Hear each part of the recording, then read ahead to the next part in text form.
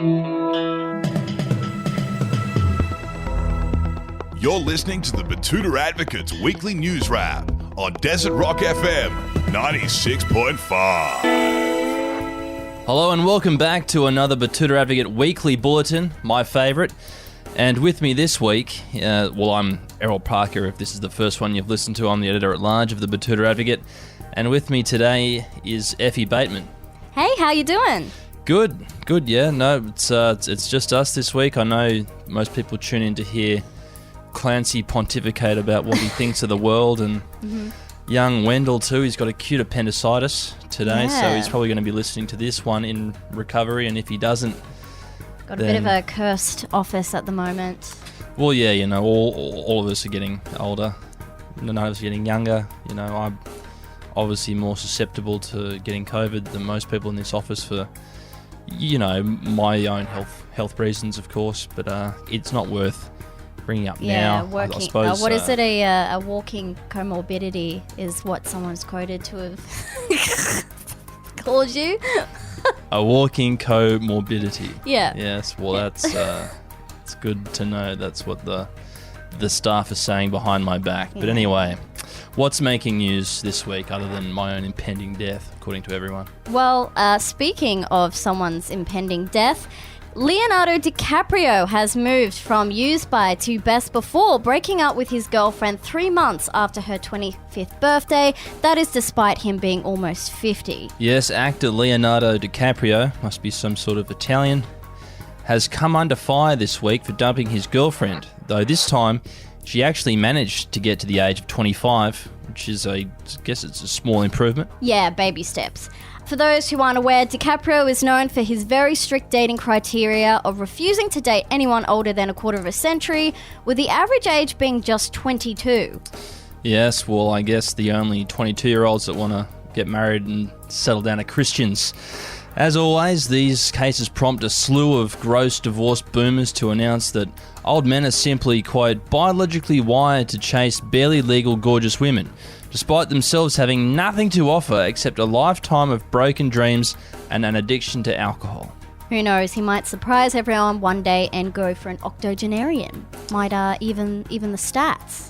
Yeah, well, he might do the old Keanu Reeves, but I don't think anyone is holding their breath, his or her breath, I should say. And also making news, another article regarding gender and how it's just a social construct and whatnot. This headline was, "The gender pay gap is a myth," says bloke who earns $190,000 a year driving a big Tonka truck. A Gold Coast man has this week destroyed the gender pay gap myth, as he reckons there's absolutely nothing stopping Sheilas from working in male-dominated industries such as construction or mining. Yes, if you can forget about the whole boys club culture or increased chances of copping sexual harassment and bullying, there is really nothing stopping women from doing FIFO work. Economists are yet to respond to the devastating news, but it's now believed childcare workers on $20 an hour aren't getting paid more than Brenton's shit break going forward.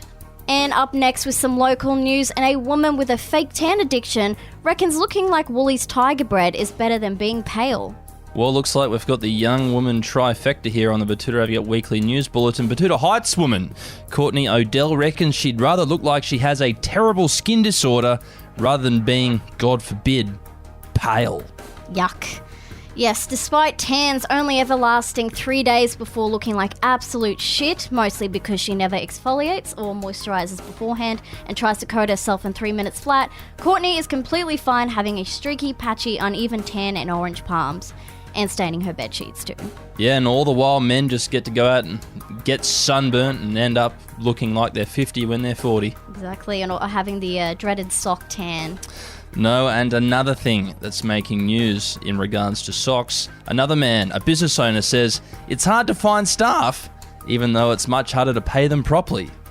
Yes, a poor Betoota Heights publican has found himself struggling to find staff, though it has absolutely nothing to do with the abysmal working conditions or poor pay, apparently. Yes, Matt Frank from McGurdy's Irish Pub reckons there's just not enough people looking for jobs right now because they all must have returned home during the pandemic. Of course, he's referring to the backpackers who are, more than likely to be in a desperate situation abroad and are more likely to accept cash-in-hand jobs. Despite offering perks such as the option to choose one Saturday off a month and giving staff a 10% discount on meals, Matt still finds himself having trouble getting any takers, deducing that Aussies must be entitled and lazy. Yeah, well, not too many Australians like to accept cash for and hand job jobs. jobs. No, I guess it's a job from a bygone era. But until next week, my name is Errol Parker. And I'm Effie Bateman. Have a good weekend.